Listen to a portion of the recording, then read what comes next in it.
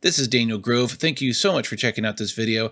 In this one, I'm going to show you how to use the new masking tools in Lightroom Classic, how to save them as a preset, how to tweak them and refine them, and get the most out of your images using them. So let's get into it.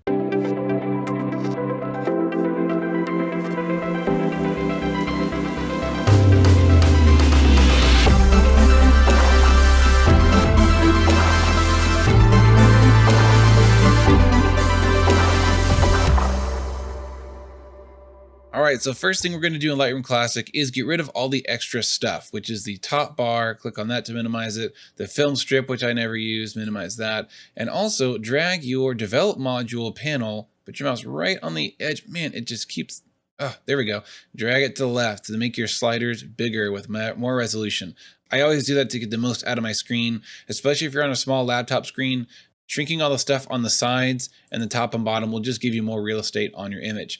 I'm going to get rid of my info overlay by pressing the letter I. There we go. So the new masking tools is awesome. It's basically bringing in the subject select, which Photoshop has had for quite some time, at least a year or two, because I use it all the time. And they brought that into Lightroom Classic, which is awesome because it saves me time. Now I don't have to use Photoshop for that specific tool. At least 90% of the time, I'll be able to do it in Lightroom now. Before we go any further, in case you don't have any clue what masking is, let me just show you in Photoshop what it really means really quick, and then we'll jump back into Lightroom and we'll get to using these tools. Okay, so masking is basically a way of selecting specific areas of your image and making them invisible or visible using black and white data. Now, any image, or in this case in Photoshop, any layer can have its own mask. Every layer in your composition could have its own mask. With that being said, if I paint on the mask black, that part of the image will go away. If I paint it white, it will stay visible. Let's say I want to add something behind these girls. I'm going to go up to Select, choose Subject. Now with this selection made, I can apply this as a mask simply by clicking on the mask button, Add a Mask.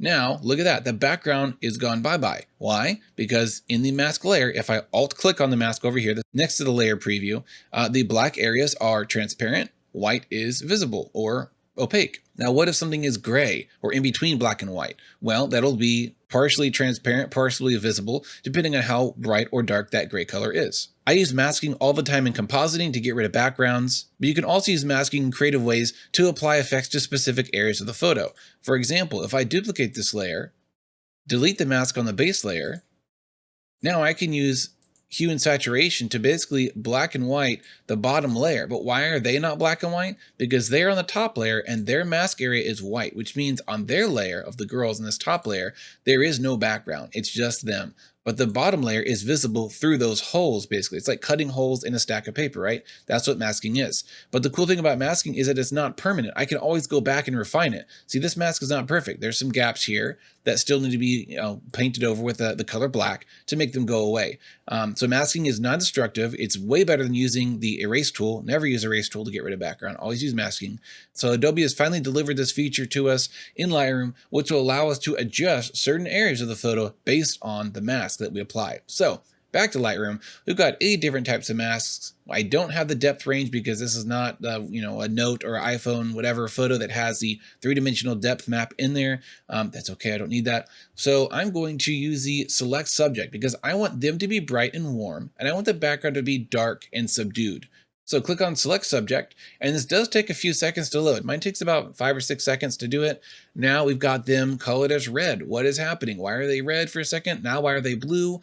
This gives us adjustment brush control just on the area that is painted, in this case red. Lightroom doesn't use white and black, it just uses red for the selected area. So look over here on these sliders. Look at this temperature control. It's all the way down to cold blue. That's why they're blue. So now this means I have complete control, look at that, of just them. Yay, this is great. Isolated editing is awesome. So let's fix these sliders because they're all crazy because something I was doing previously. Lightroom does remember, I guess, your previous sliders. So I want them to be nice and soft with some skin smoothing. Still want them to pop a little bit. Make them stand out a little bit, raise the shadows and highlights. Make sure that they're warm. There we go. So we can turn this off and on to preview the before and after by click on this little off button down here. Off, that's before the masking adjustment, that's after. Very cool. Now let's click on this mask again. In this create mask dialog, which by the way, you can drag around, you can collapse to be smaller. You can bring it out to be bigger, and you can just turn all of them on and off with that little switch on top to give you before after. Let's click on the mask number 1, which is, if you could look in that little preview, it actually, I was wrong earlier. It does use white and black. It just doesn't really show it here. We can choose what color it shows it as. If we have a very red image, we want the mask to be blue, or something really, really that stands out. We can turn that on, turn on show overlay, or turn it off to just show you what is in the selection. So if I press Z to zoom in and then hold spacebar to click and pan around, I can see the mask is not perfect. Of course it's not perfect. It was automatically generated and it did a really good job. It missed his blue little thing on his boutonniere. It missed this corner.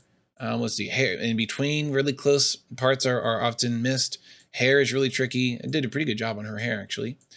His head, perfect, naturally.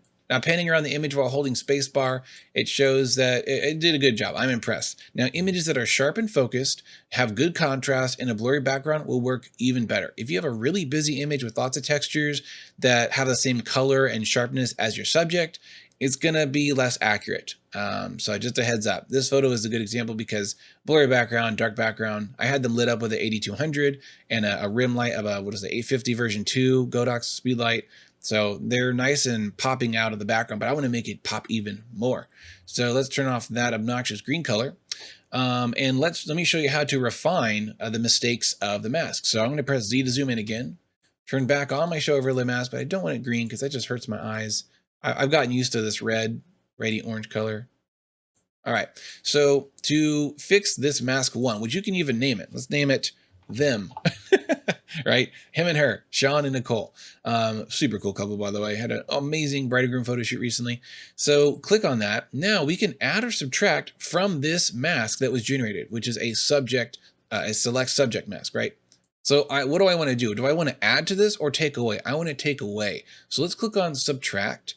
Now it's saying, how do you want to subtract? Do you want to subtract another select subject, which would probably just undo it? You want to subtract the sky from it, brush, linear, gradient, color range, lots of cool stuff here. In this case, I want to use brush because this just gives me more manual control and I can really paint this in to take it out of the them mask.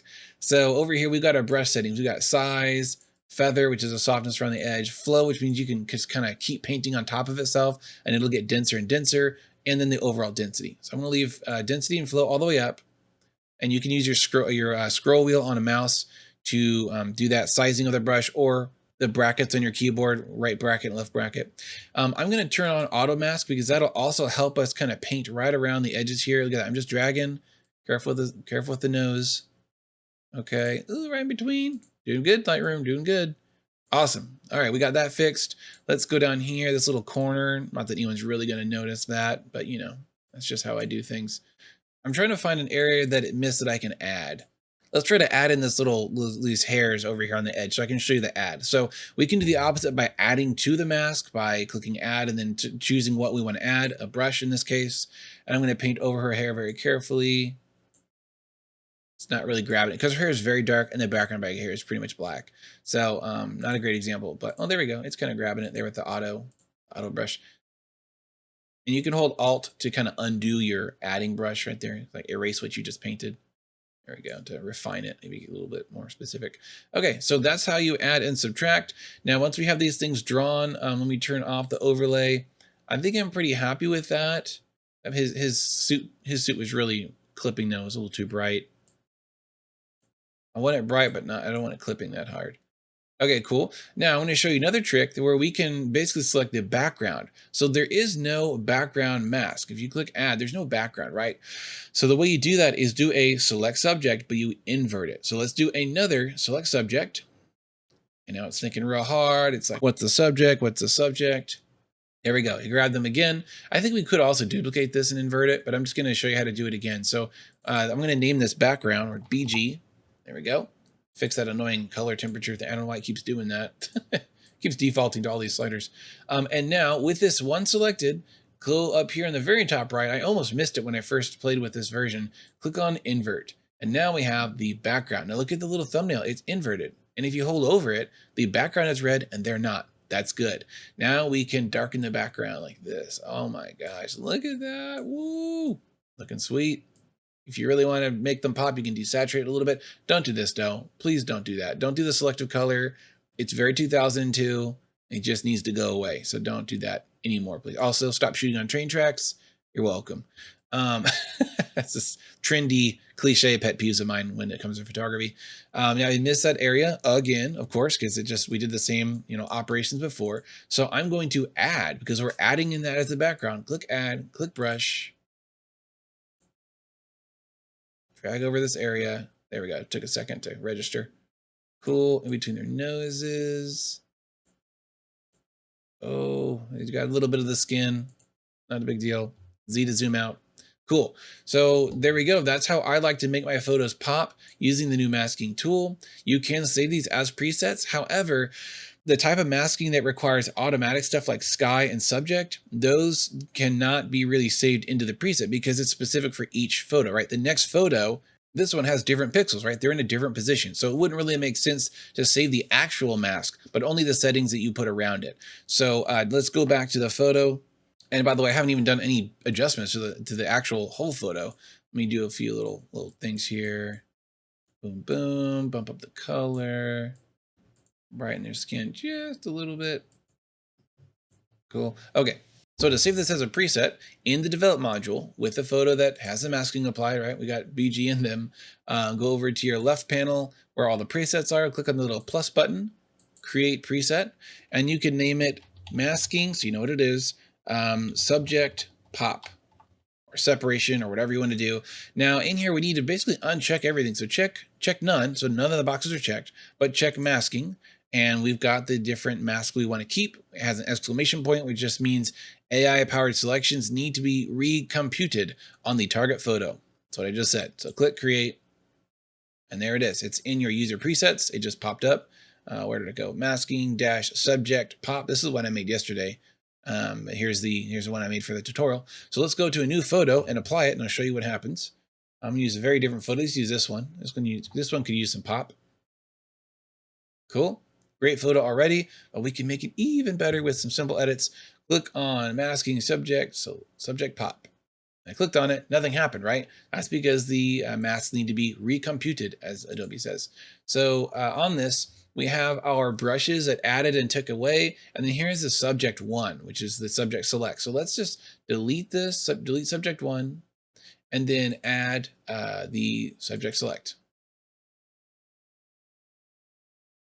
Sorry, I keep saying it backwards because I'm used to Photoshop, which calls it that, and then Lightroom calls it select subject. All right, so there we go. They look a little warm, but that did the trick for them. And then up here, click on BG, dot, next to select subject one, delete it. You don't have to actually delete it. You can just leave it there and won't affect it, but I do just to clean it up.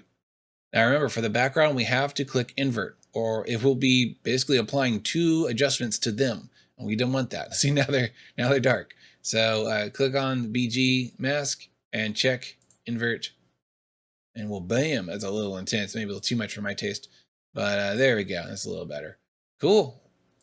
All right, real quick before I end here, I want to show you how to do the sky select. It's really easy. You probably already just figured it out on your own just by playing around. Click on create new mask, select sky.